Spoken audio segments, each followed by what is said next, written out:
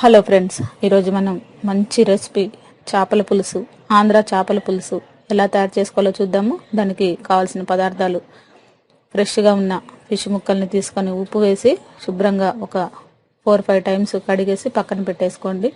ఈలోపు ఒక 7-8 ఎండుమిర్చి, అలాగే వెల్లుల్లిపాయలు ఒక గుప్పెడు తీసుకోండి. కొద్దిగా ఆవాలు, ధనియాలు, మెంతులు ఇవన్నీ కూడా కొద్దిగా ఫ్రై చేసుకోండి. ఒక 2 నిమిషాల పాటు మాడకుండా ఫ్రై చేసుకోండి.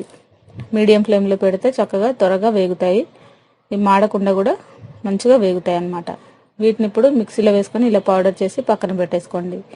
ఈలోపు మనం ఆనియన్స్, 1 కిలో చేపలకి ఒక 3 ఆనియన్స్ పెద్దవి తీసుకొని కడిగేసి కట్ చేసి పచ్చిమిర్చి వేసి మెత్తగా పేస్ట్ చేసేయండి.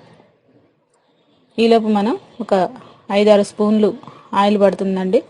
ఆయిల్ కొద్దిగా ఎక్కువగా ఉంటేనే చేపల పులుసు నీసు వాసన రాకుండా ఉంటుంది. ఇప్పుడు మిక్సీ వేసుకున్న ఈ ఆనియన్ పేస్ట్ని దోరగా ఫ్రై చేసుకోండి.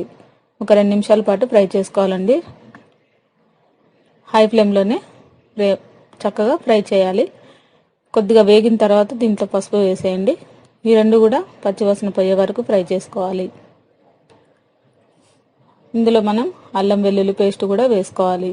అల్లం వెల్లుల్లి పేస్ట్లో నేను పసుపు వేసాను, అందువల్ల దీంట్లో కలిసిపోయిందండి. ఇప్పుడు ఇది కూడా పచ్చివాసన పోయేదాకా మనం ఫ్రై చేసుకోవాలి. ఈలోపు కరివేపాకు ఒక 3 రెబ్బలు వేసేసుకోండి. మనకి కాగేటప్పుడు మంచి ఫ్లేవర్తోని మంచి స్మెల్ వస్తుంది. ఇప్పుడు ఉప్పు తగినంత వేసేయండి. ఇప్పుడు త్వరగా వేగుతాయి ఆనియన్ పేస్ట్. ఉప్పు వేస్తే ఉల్లిపాయలు తొందరగా వేగుతాయండి. వేగిన తర్వాత దీంట్లోనే కారం సరిపడా వేసుకోండి. ఇది కూడా ఒక 2-3 స్పూన్లు కారం పడుతుందండి. పులుపుని బట్టి వేసుకోవాలి. మీకు కొద్దిగా స్పైసీగా కావాలంటే మరింత కూడా వేసుకోవచ్చు. దీనికైతే 2 స్పూన్లు 2.5 స్పూన్లు పడుతుంది. దీంట్లోనే ధనియాల పౌడర్ కూడా వేసేయండి. ఒక 2 నిమిషాల పాటు ఇది కూడా ఫ్రై చేయండి.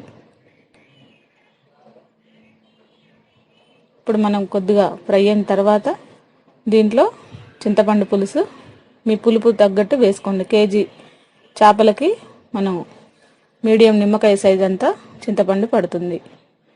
ఒక 2 గ్లాసుల వాటర్ కూడా వేసేసి మరగనివ్వండి.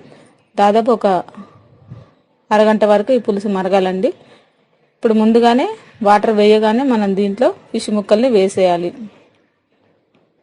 మళ్ళీ ఇవి పులుసు కంప్లీట్గా మరిగిన తర్వాత వేయకూడదండి.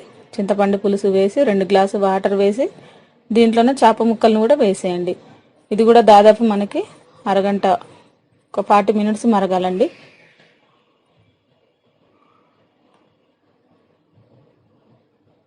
ఇప్పుడు మనం ఈ ఫిష్ ముక్కలన్నీ కూడా ఒక 40 నిమిషాలు మరిగించుకోవాలి. గరిటె పెట్టకుండానే మనం క్లాత్తోని కొద్దిగా కదుపుతూ ఈ పులుసును మరిగించుకోవాలి.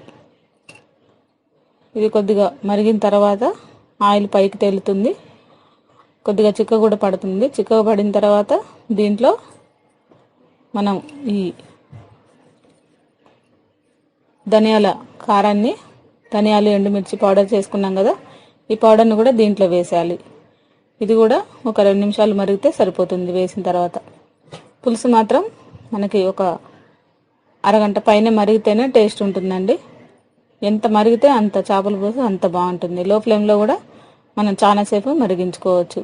చివరిగా కొత్తిమీర వేసుకొని వేడివేడి రైస్లోకి సర్వ్ చేసుకుంటే చాలా టేస్టీగా ఉంటుంది. ఆంధ్ర స్టైల్లో ఒక్కసారి ఈ విధంగా కూడా మీరు చేపల పులుసుని ట్రై చేసి చూడండి. ఈ రెసిపీ మీకు నచ్చినట్లయితే లైక్ చేయండి. ఈ రెసిపీని మీరు కూడా ట్రై చేసి చూడండి.